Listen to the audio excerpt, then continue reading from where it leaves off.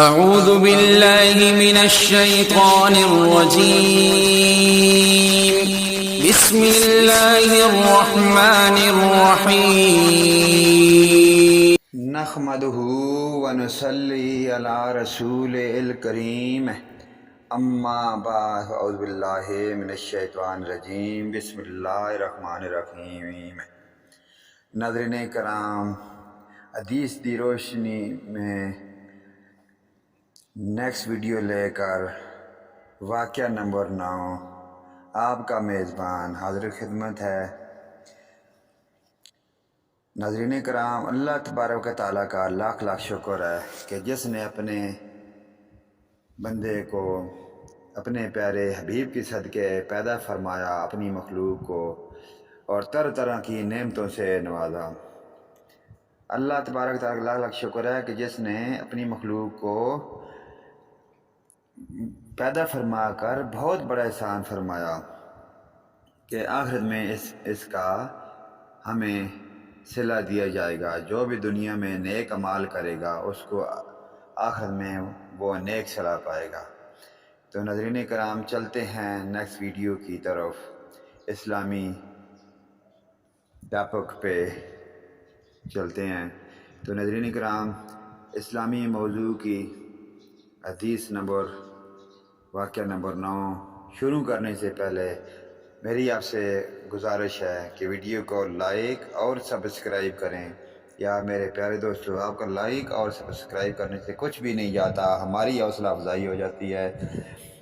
ہم آپ کو یہی کوشش ہوتی ہے کہ آپ کو دین کے بارے میں کچھ بتایا جائے، تاکہ کسی کے ذہن میں، دماغ میں کہ ایک لفظ بھی اگر نیک لفظ بیٹھ جائے تو وہ اس پر عمل پیرا ہو کر اگر وہ کام کرے گا تو وہ خود بھی اچھا اور نیک صلہ پائے گا، تو بتانے والوں کو بھی اس کا ثواب ضرور ملے گا۔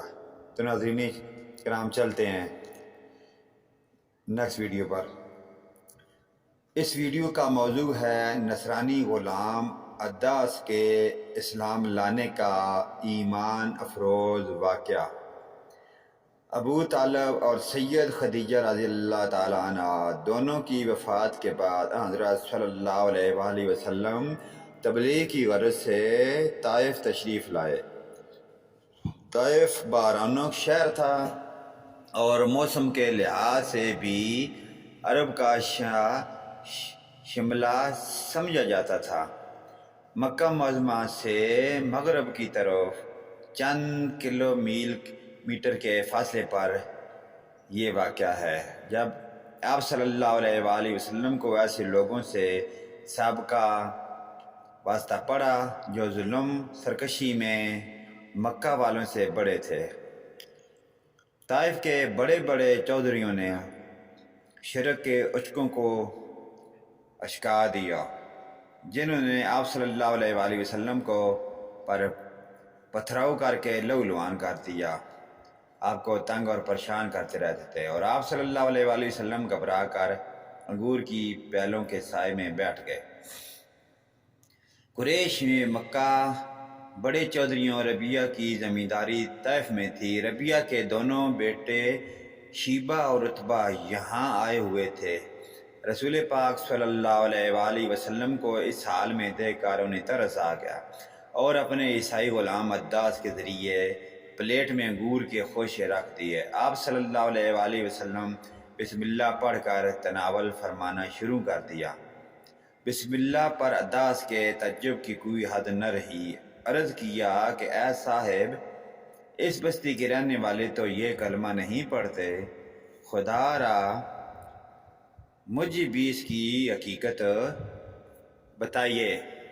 تو رسول پاک صلی اللہ علیہ وآلہ وسلم صلو علیہ وسلم تسلیما، تمہارا وطن کہاں ہے اور مذہب کیا ہے؟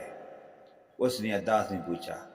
عداس: میرا وطن نینوا ہے اور مذہباً نصرانی ہوں۔ رسول پاک صلی اللہ علیہ وآلہ وسلم وہی نینوا جہاں ایک مرد سالہ یونس علیہ السلام بن متی پیدا ہوئے تھے۔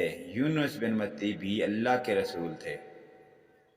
عداس: یونس بن متا کو آپ نے کیسے جانا؟ رسول پاک صلی اللہ علیہ وآلہ وسلم: یونس نبی میرے بھائی تھے، میں بھی نبی ہوں۔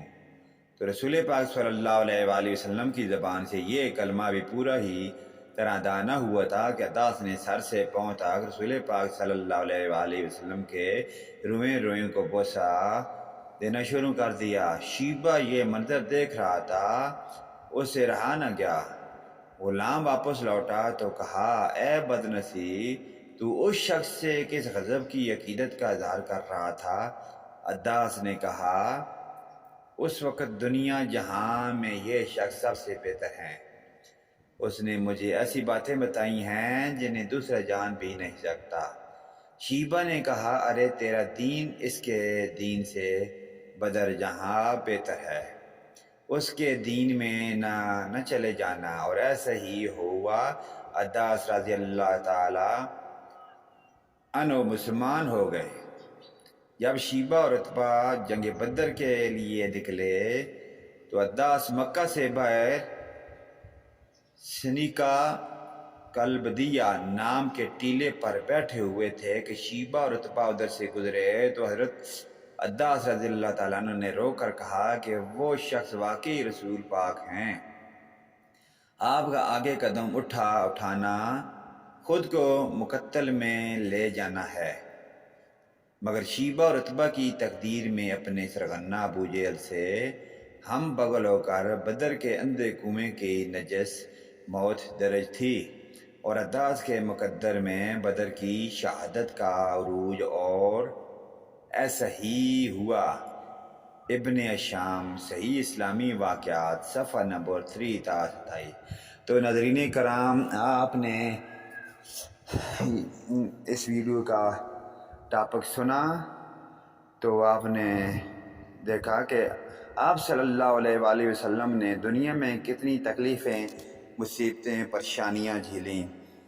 وہ مکہ کے بدو، غیر مذہب لوگ، کافر لوگ کتنے آپ صلی اللہ علیہ وآلہ وسلم کو تنگ پریشان کرتے رہے، لیکن آپ نے سچائی کا، سخاوت کا دامن نہ چھوڑا، اور وہی بندے جو آپ کو تنگ کرتے تھے آپ کو دیکھ کر کلمہ پڑھنے لگے اور مسلمان ہو گئے۔